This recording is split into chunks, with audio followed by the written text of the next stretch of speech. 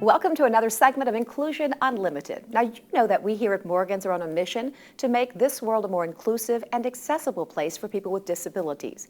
Well, there's another business that shares our mission with a specific focus on making short-term rentals accessible. The founder, Lorraine Woodward, joins me now to talk more about becoming rentable. Good morning, Lorraine. Good morning. Now, I love on your website how you say that this is about more than just a business. This is a calling. That's how we feel here too. So tell us a little bit, what is becoming rentable? We are a listing platform of accessible short-term rentals in the United States and growing to Canada and global. We look at an accessible short-term rental in a full inclusion perspective, from wheelchairs and walkers and crutches and canes and cognitive and hearing and vision. And we are looking for lodging options that we all can enjoy. And so that's what we do. Now tell me about how this started. Why did you decide to start it? Well, I have muscular dystrophy. In fact, I just turned 63 2 days ago. Happy birthday. Thank you. Disability has been a way of life for me, and I have two adult boys with muscular dystrophy, and we didn't travel a lot. It was really hard. I always say I'm a wide load, high maintenance mama, and then we have two boys in chairs, and it wasn't what we had hoped for. So when the boys graduated high school, I did what a mom does, built an accessible place for us to stay, made sure we had a rental so others could enjoy it. And to my surprise, 450 families later with the same story, I'm going, holy moly, this is this is a problem, and what's the solution? And that's how becoming rentable got started. So that's amazing that there was such a need that people just didn't really pay attention to. So tell me, don't you also certify people or places if they do make their rental properties more accessible?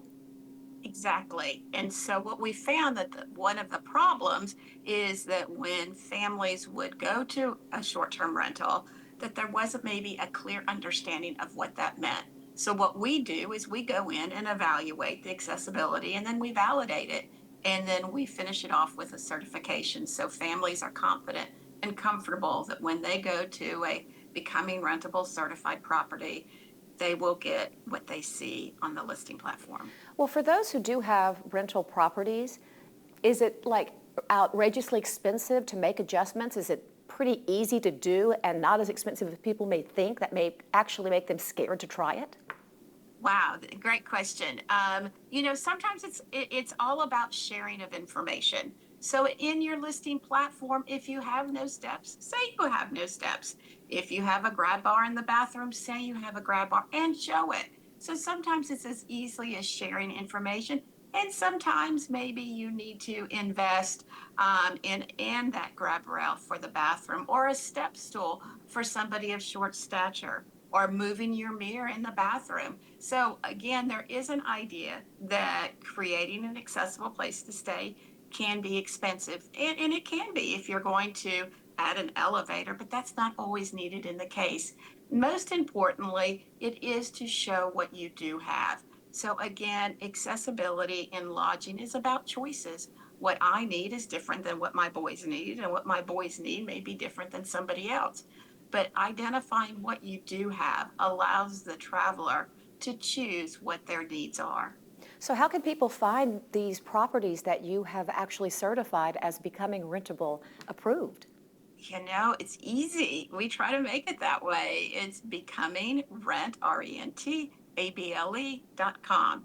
And I will say that we are also working with parks now. So think about cabins, yurts, and lodging units as well, because they are all in the outdoor hospitality world, which is exciting because I want to go stay at a yurt. How about you? Oh, no kidding. So how can people get involved in this? Easily. Again, come to our website. You can learn information about what makes an accessible short-term rental, where are there accessible short-term rentals, and most recently, we've partnered with Moby Mats. And so we will be listing every Moby Mat in the country of where it's located. So if you want to go to a river or a lake or a beach where they have the mats, you can find them on our website. Well, Lorraine, I just absolutely love what y'all are doing. Please continue. Stay in touch with me. I'd love to keep people updated. And people just visit the website. Go learn more about becoming rentable. Really fabulous work that you do. Thank you very much. We thought it would be great to get some big perspectives on this topic from little person Ashley Rocha. Hi, Ashley. Hi, how are you doing today, Leslie? I'm great. All right, so let's talk about this whole subject about making it more accessible for people who are on vacation, VRBOs and all of those types of things. Do you have kind of issues that you have to consider when you're wanting to go on vacation? Absolutely. That is a great question. There's definitely a lot of things I have to consider when I want to go on a trip. One of the first things I have to think about is how I'm actually going to get there. A lot of times it's just simply the travel of getting to a place, whether that's through getting through airports or going through rental cars or any of those factors. So sometimes it's before I even get to the location that I'm already having to think through difficult things that I'm going to have to navigate. But once I'm actually at, say, a rental place, Airbnb, whatever it might be, one of my first thoughts is, how am I getting in the door? A lot of times what happens is there can be locks that are so high up. Even though I might have the key, there's not really a lot you can do when the lock is so high and you can't reach it. And most places don't have a step stool just sitting outside available to you. That's not always something that people have to think about. So that would be one of the things that can just be right out of the gate, can be a pretty big issue when it comes to just trying to get inside where you're trying to stay. Lorraine mentioned when we were talking to her about becoming rentable and making places more accessible and inclusive, she mentioned simple things some people can do, like just having a step stool. So do you look for things like that when you are looking for a place to rent? Are you like, what kind of things do you have that you can accommodate me? That's a great question. To be honest, I think there's a lot of places that really don't have that mindset. So I deeply appreciate that there are places and organizations like that that are trying to have more of an open mind to what other people's needs might be. Another important note is that needs really will vary from person to person. I'm not a wheelchair user, and I'm not someone who has trouble with vision or being able to have good balance, but I do have a hard time with using a microwave that might be up high or a kitchen sink without a stool, like you mentioned. So I think that it really is important to consider who it is that you're actually working with and what their needs might be.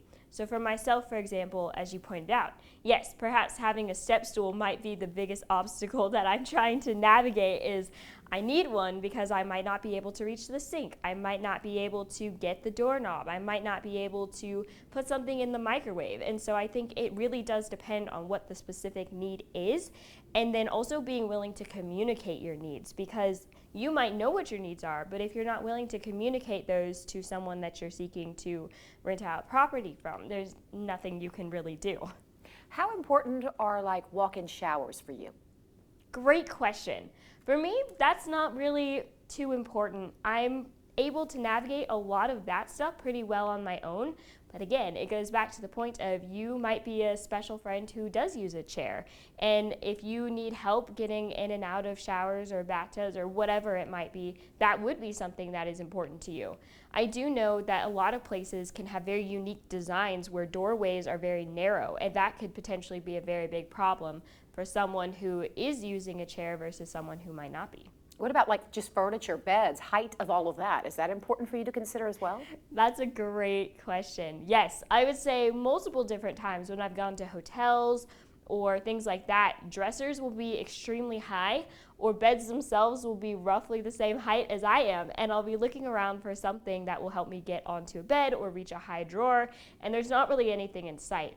But I would say that the biggest obstacle usually tends to be the kitchen, because you have stovetops that are up high, usually microwaves, other dishware, things like that, that even with the step stool, it's not really very accommodating to be able to reach those things if you only have a stool that's about a foot high and you need an extra 3 feet.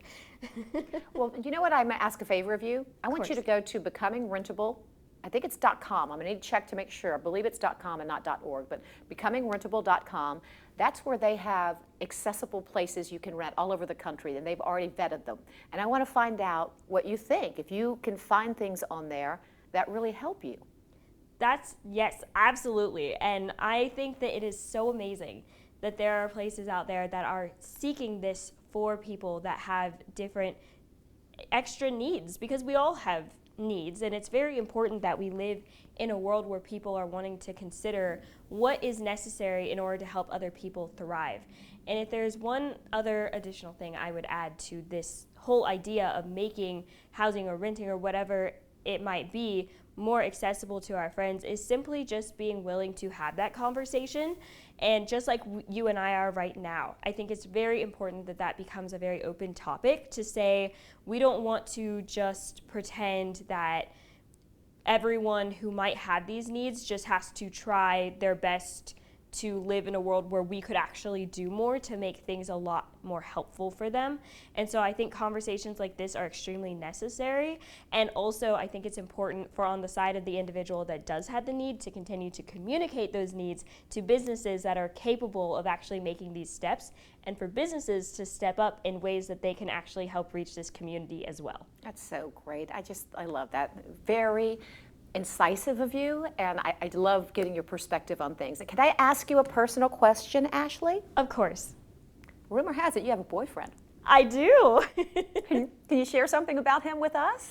Yes, he's an amazing man, and he is very kind. And my one pro tip would be, if you are looking for a quality person, I would say just wait till you find someone who really does push you to be the best version of what you feel you're supposed to be in life. Whether that's to be a more kind person or a more caring person, find someone who supports you in what you want to become in life. And don't you feel like that this was always supposed to be, and you knew it when you met him?